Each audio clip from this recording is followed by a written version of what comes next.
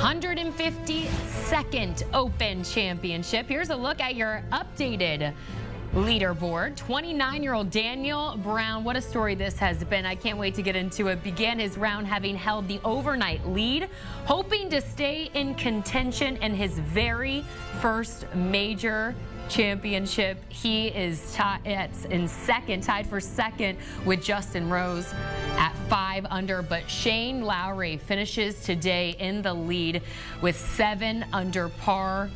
World number 1, Scottie Scheffler, was under par in his first 2 rounds, was just hanging around in contention, but ended up crawling his way out of it with 2 under. For more on today's round, let's go ahead and welcome in Doug Bell to recap round 2 action. Doug, great to see you. Shane Lowry, I want to talk about him. He is the clubhouse leader entering round 3. He finished 7 under. It's such a great round. And let's also highlight, though, the recovery, considering what happened on 11. This is his second career 36-hole lead at a major. The last time this happened for the Irishman, it was the 2019 Open Championship, which he won. So do you think history is going to repeat itself? Hey, Jordan, this is good stuff now, and you're going to love this, right? Okay. In 2019, when he won, he came into that tournament ranked 33rd in the world. He came in this week to this tournament at Royal Troon ranked 33rd in the world. And yesterday in the opening round, we went bogey-free. He shot 33. So yes, it appears the stars are aligned for the Irishman, who grew up, by the way, just on the other side of the North Sea. He was at home last week, and it's a 25-minute airplane ride across the North Sea to the Prestwick Airport at Royal Troon. I mean, this guy, he loves links golf. He's played more rounds on links-style courses than anybody else on that leaderboard. And oh, by the way, his dad is celebrating his birthday tonight. Family and friends are at Royal Troon. Brandon, his dad, Brandon Lowry, and Shane, who's a notorious partier, he said, listen, I'm going to take it serious. I'm in the lead, but we will celebrate Dad's birthday. But I guess what I'm telling you, it does appear there's a lot of good karma right now going on for Shane Lowry. And oh, by the way, he's playing some great golf. Yeah, I mean, what an amazing birthday just to have overall. But let's see if he can bring this one home. That's amazing insight. Well, what a day on the links, as you mentioned, for Lowry, but also for this journeyman. I have to talk about him. Daniel Brown, who's literally come out of nowhere. He's looking to become the 7th golfer ever to win his major debut. Let's just go through the past few weeks, okay, for Mr. Brown. He made the cut at the Scottish Open last week, but he has missed the cut or withdrew in the previous 7 DP World starts. Now he heads into the weekend 5 under, tied for second, and leading the field in driving accuracy, having hit 22 of 28 fairways. Who is this guy? Where did he come from? And what have you seen? I don't, my mind is blown. Well, Jordan, this is a wild story because, as you mentioned, he's a true journeyman. Has not played good golf this year. The first 2 days here at his first ever major championship, first ever Open Championship, he's played the best 2 rounds of his professional career. Qualified to get into this Open 3 weeks ago, and then went back on the road on the European Tour and missed a couple of cuts. So he did not come in good form, but we love Cinderella stories, and this would be one. He is ranked currently 272nd in the world, and you have to go back to the 2003 Open Championship. Ben Curtis, a little-known American, was playing in his first ever Open Championship, first major. He was ranked 293rd in the world, and Ben Curtis beat back a guy named Tiger and Phil and VJ and all the great players back in 2003. So again, if this kid, 29 years old, maybe not a kid, but if this guy pulls it off, it would be the most amazing story of 2024, and really one of the most amazing stories in golf maybe in the last decade. Well, I'm always pulling for the underdog. I don't know about you, but yeah. I got to ask you, what has impressed you most about his game, and do you think he actually has a chance to pull it off? Well, what's impressed me the most is he's hit a ton of fairways. In fact, he's in the upper tier, top 10% right now after 36 holes of hitting the most fairways. And with the wind the way it was today, 20, upwards of 30 miles per hour, truly remarkable. So this guy, again, is putting his ball where it has to be. And to answer your question, will he go on to win? I don't think so. I think he's celebrating really a phenomenal run now over 36 holes. His brother is his caddy. Together, they're enjoying this moment. But I think he'll fall under the pressure. He's never played in those final few groups ever on a Saturday before. And the weather's supposed to be bad on Saturday, even though he's an Englishman. He knows all about bad weather. But I think the pressure of the moment will finally create reality for this guy tomorrow. I love the way he's playing. Great story. But I think he'll crumble under some pressure on Saturday. All right. What a run it has been. I'm sure they're enjoying it, like you said. And we'll see if he proves you wrong. But listen, we welcome all honesty, Doug Bell, on HQ. Right. So I appreciate that. All right. Well, tied with Brown in second is Justin Rose. Now, he has a chance to do a few things this weekend. To be #1, the first Open Championship winner from England since '92. That's #1. And if that also happens, he would also be the oldest golfer to win the Open since Roberto DiVincenzo in 1967. How does he, one, maintain this pace and really get it done?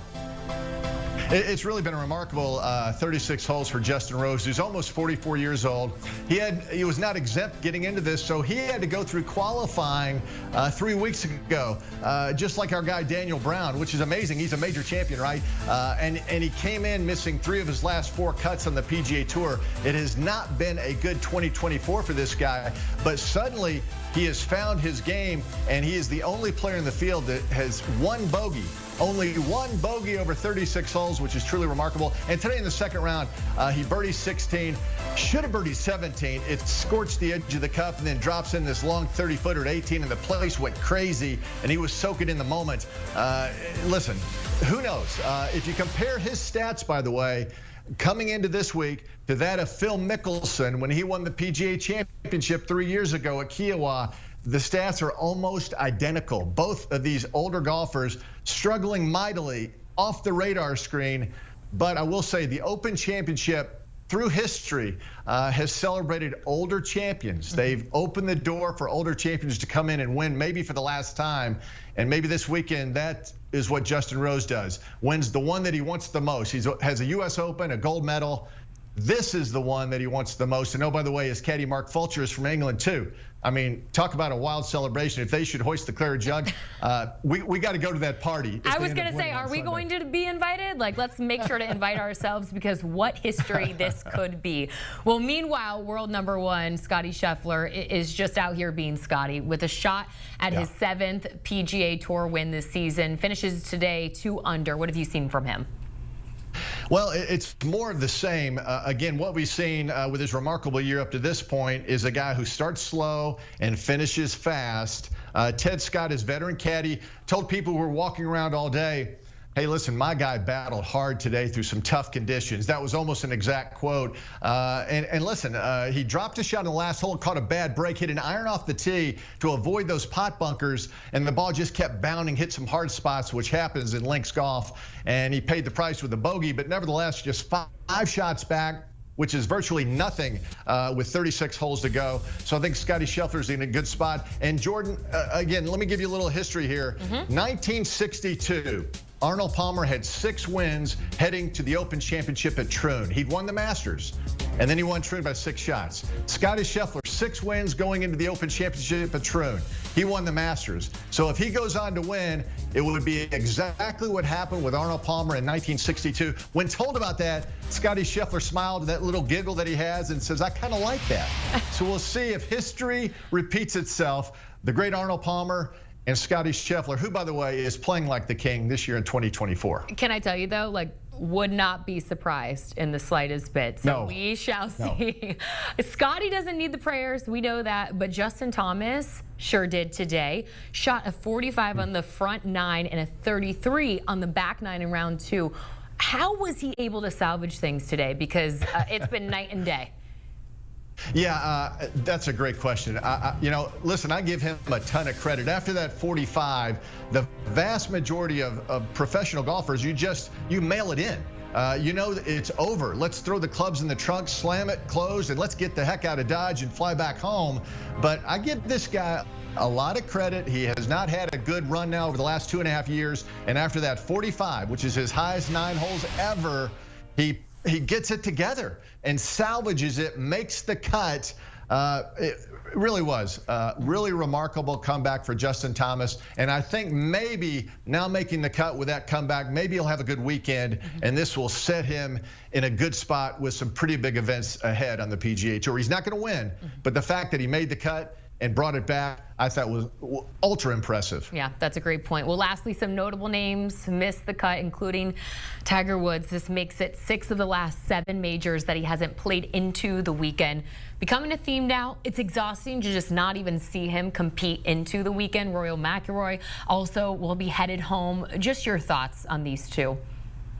Well, first off, for Rory, it's been a disappointing 2024, no doubt. No wins in major championships. You got to go back to 2014, last time Rory celebrated a major championship victory. Disappointed, obviously had a chance at the U.S. Open, played very poorly. Even though he was 6 over for his first 6 today, he said he was proud of the way he played the final 12. And so I love that competitive attitude. But disappointing, but he will play in the Olympics, chance to win a gold medal. He'll be in the playoffs on the PGA Tour. He's already won 3 FedEx Cups, so he could make it 4. Lot to play for still for Rory McIlroy, but again, everything is written about what's wrong with Rory in the major championships. And today, certainly, look at that 8 at number 4. The wind got him in those early holes. He did bring it back and played very nicely, but all in all, a disappointing year in the majors. As for Tiger, you mentioned some of those stats. You know, he has no top 20 finishes in a major championship since 2019. 7 missed cuts, 2 WDs. It's tough to watch. It truly is the greatest, right? The greatest golfer that we know. Just can't get it done anymore. He worked really hard on his health coming in. Lost 10 pounds, got more flexible, didn't have such a pronounced limp. But as he said afterwards, and listen, he's very open talking about it. He said, I'm going home. I'm not going to play golf for at least 2 months, maybe the Hero World Challenge. And then he said, you know what? My 5th major is playing the PNC Father-Son Challenge with Charlie. That happens just before Christmas. So those are likely the next time we'll see Tiger play. But I think he told all of us today in his post-round comments, he has to go home and just sit back and reassess where he is right now in his great career. I love that you highlighted a few of the good things still going on in both of these men's lives, because things certainly could be worse. Doug Bell, thank you so much for all of the insight of the Open Championship. Go get some sleep as we get set for round 3 from Royal Troon. A peek at the current odds to win entering round 3. You see Shane Lowry, the current favorite. Round 3 of the 152nd Open Championship continues tomorrow. We'll see how this all plays out.